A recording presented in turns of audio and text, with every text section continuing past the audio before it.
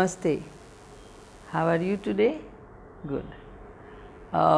In this semester, we have covered some of the important nritta items. Now, as you know, after the Alaripu and Jatishwaram, what comes is Shabdam. The Bharatanatyam Margam comprises the Pushpanjali or similar invocatory items, followed by Alaripu and Jatishwaram. In Alaripu, the dancers, Upangas and Major Anga have warmed up sufficiently to take on a tougher nritta passage in the form of Jatishwaram. Both are essentially nritta items which involve execution of jatis and korvais. At this juncture, a simple composition introduces the nritya for the first time in the margam. Nritya involves gestures combined with expressions. The poetry expressed through body language of the hastamudras and mukhabhinaya. Before performing the comprehensive and elaborate central piece of Bharatanatyam called Varnam, you know Varnam, right? The Shabdam is introduced to get the dancer and the audience ready for the complexities of nritta, nritya and to an amount of natya that comes in Varnam. So, Shabdam therefore acts as a bridge between the nritta items and the heavy abhinaya that is unfolded in the sahityam of Varnam, right? Thus, the Shabdam acts as a spacer, giving the dancer some rest after the energy consuming Jatishwaram and before she executes the endurance tasting Varnam. It also helps to get the dancer into an emotional state in preparation for the heavy demand of the same in Varnam. Okay? Fine. So, on the origins of Shabdam, Dr. V. Raghavan says in this article, Meratur Kasinath, composer of Shabdam of the 18th century AD. It was published in 1943 Journal of the Music Academy. Dr. Raghavan states that the Sahitya is always in praise of a deity or a patron who is a Zamindar or a king. This is about Shabdam. It goes on elaborating in epithets the qualities and acts and glories of the deity or patron and ends by exclaiming, "Salute to thee, Padmanabha Salamure, Padmanabha Swami at Tiruvananthapuram." So, this was an example. Many others explain and exclaim at the end, Parakku, which means attention, giving the picture of the deity or the patron eulogized as arriving or sitting in court or going in the procession. It is being announced by the bard. Shabda itself means in Sanskrit Yasho Giti, a song praising one's fame. The most renowned Shabdams of Kashinath appears to be his Gajendra Moksha Shabdam, which is otherwise called the Manduka or the Frog Shabdam.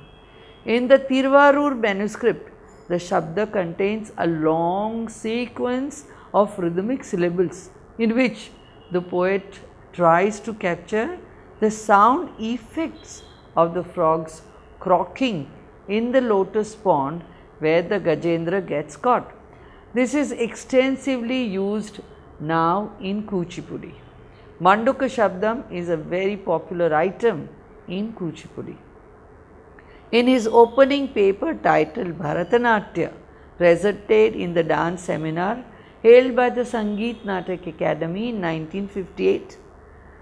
Dr. V. Raghavan says the third item called Shabda in the whole Margam occurs in the older text mentioned previously. It is called Shabda and Salamu and forms a telltale link between the Kathak and Bharatanatyam. Shabda as an old word in classical Sanskrit means the words of praise with which a deity, a hero or a king are greeted as they come in the procession or are seated in the court. The oldest form of this consists of laudatory epithets of the hero, followed by a poetic description of the qualities of the head and heart, and often a love theme also is introduced. All this was written in a telltale manner, and even the love piece is ended with a salutation. There have been long Shabda compositions of a narrative type, which were also separately danced and interpreted in gestures in other classical dances such as Kuchipudi. Rukmini Devi Arundale says in an article published in the Kalakshetra Quarterly, she says, I may also add that I used to kirtans like Ananda Natana Prakasha of Dikshitar and O Jagadamba for an invocatory dance taking often the place of the Shabdam, which contains very much the same kind of Shringar Bhava as is found in Padams and Javelins. I found the Shabdam, which is a well known dance item, musically uninteresting, and it depended much on the manodharma and the quality of the singer to make it good. Good singers for dance were also very difficult to find. The second opinion of Bala Saraswati, she says in her address at the Music Academy when she was honored with Sangeet Kalanidhi title, she says the traditional Bharatanatyam format is structured like a great temple. We enter through the Gopuram, the outer prakara that can be compared to Alaripu, cross the Ardha Mandapa or the midway hall, which is the Jatishwaram. Then the Mandapam or the great hall, which could be Shabdam, and enter the holy precincts of the Garbhagriha of the deity in the Varnam. So in the Shabdam, there are no Swara, Sahityas and multiple Sanchari Bhavas as interpreted in Varnam. In the earlier times, traditionally only 2 or 3 Sancharis were done. It is only now that the choreography has become more complicated with multiple Sancharis and even the stories woven into the Sahitya to make it more appealing. The Nritta here is kept very simple and the emphasis is more on Abhinaya. Hence, the Shabdam is the first piece in the Margam where Nritta takes a back seat and Abhinaya is brought to the fore. In this interpretative dance, the lines of Sahityam are usually separated by easy chord-wise. This item is usually in Mishra Chapu Talam for simple lilting gaits. During the chaining, the Shabdam is taught to the dancer and that is taught to you after a Jatishwaram. Now you have to learn how to coordinate hasta mudras, facial expressions and movements of the limbs to the world in the poetry. This on the master's level you have done earlier at undergraduate, but now you will have to start teaching. So, again to go back and revise what is necessarily the part of teaching Shabdam, we go over once more. Each word in the Sahitya line has a meaning or Padartha Bhava which has to be interpreted. Simple sancharis to elucide the padartha are employed. In the line Sarasi Jakshudu, which means lotus eyed, variations for lotus and for the eyes are taught. This is just an example. Depending on the ability of the student and the imagination of the teacher guru, several sancharis are possible. In traditional Shabdams, the entire line is sung again and again without resorting to a renewal, etc. The pace of most Shabdams is slow, hence it is called for greater skill to be able to sing with a lot of gamakas and adhere to the Kala Pramana.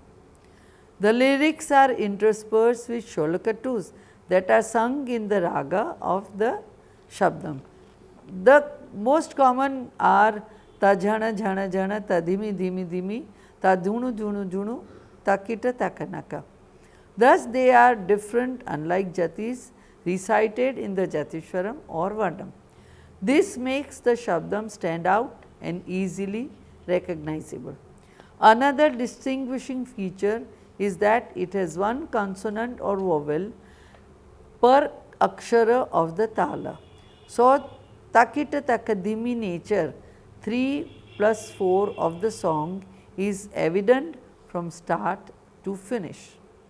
There are no long pauses between the words and therefore, it is easy for the student to coordinate the Sahitya line with the music.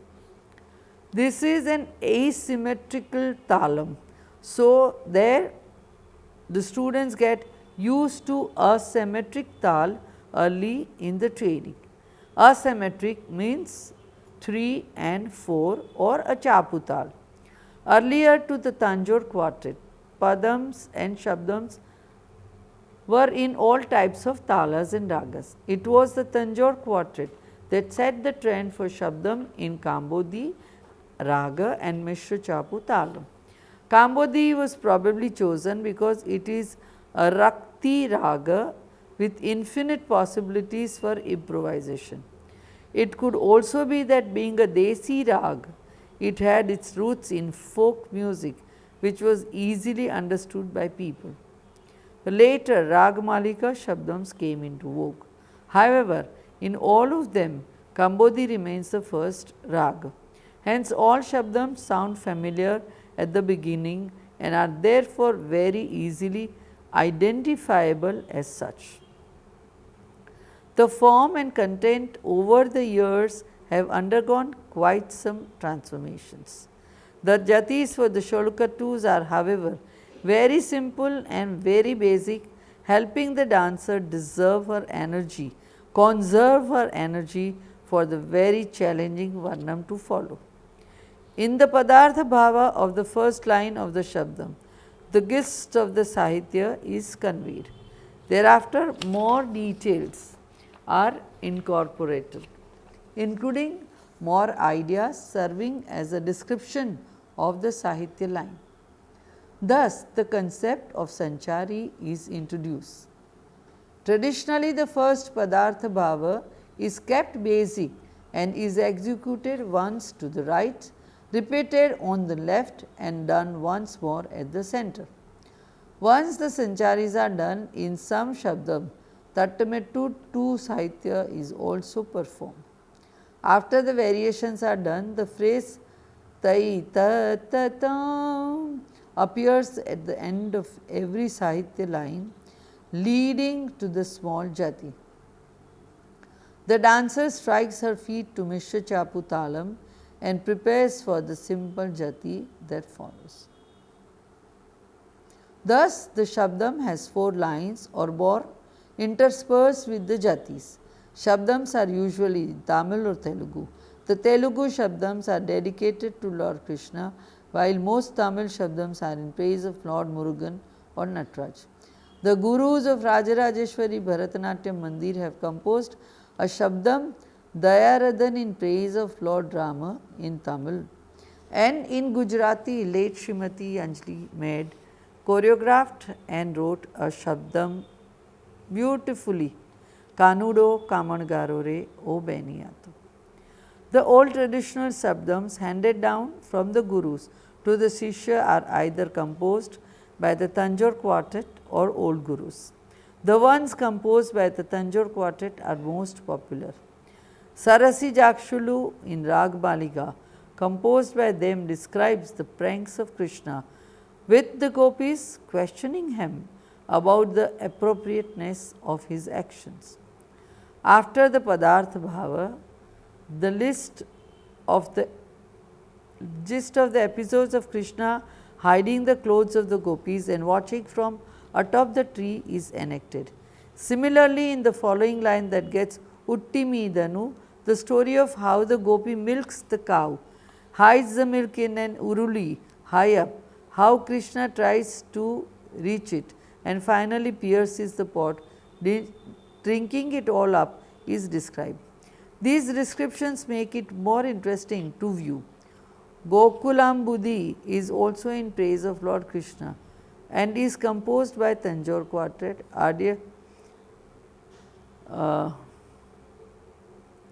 Ayar Sheriar is another composition eulogizing Krishna, again by the Tanjore quartet. Thandai, composed by Shimaran Kol Shanmugam, sings the glory of young Muruga. Venu Ganane is a composition by the eminent Guru Valuvar Ramaya Pillai on Krishna.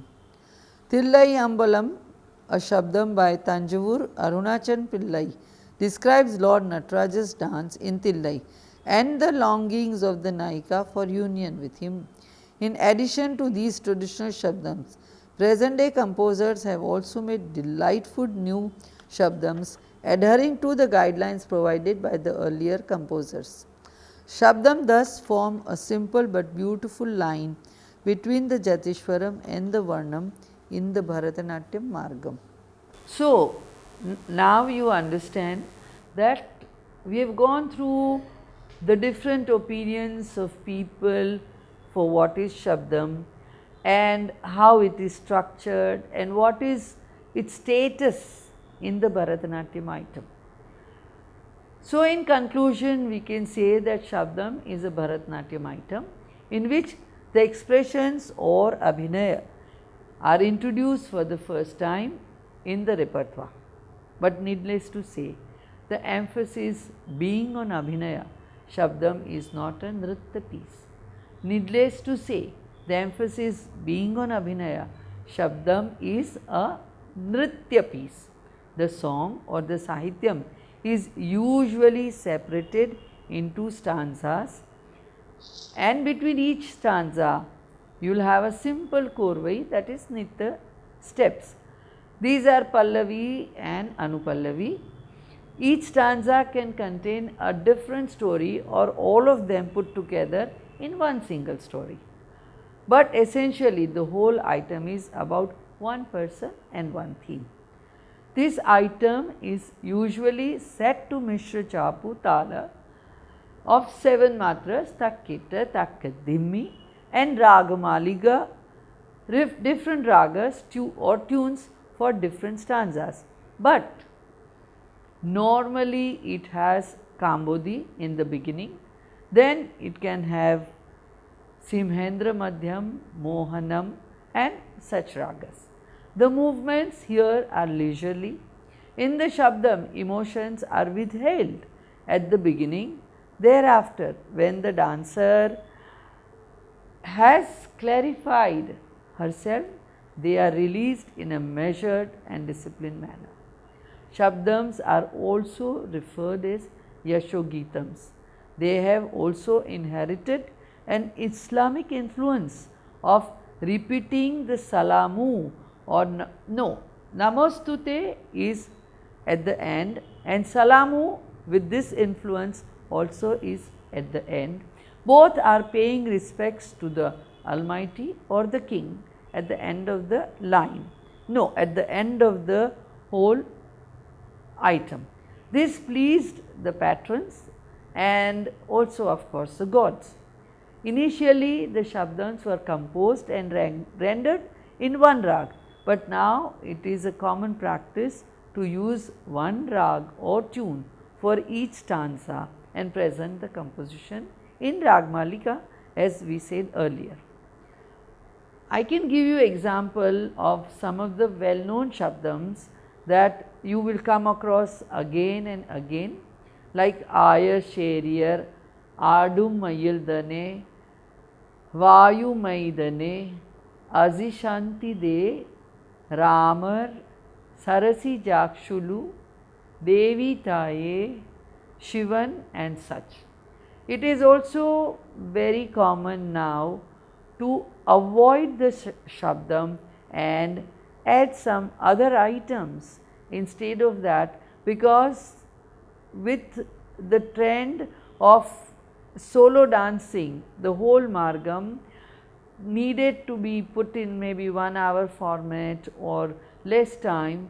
Certain items have privilege to be performed, and so shabdas are sometimes taken off in the solo concert, but its importance for learning is unending.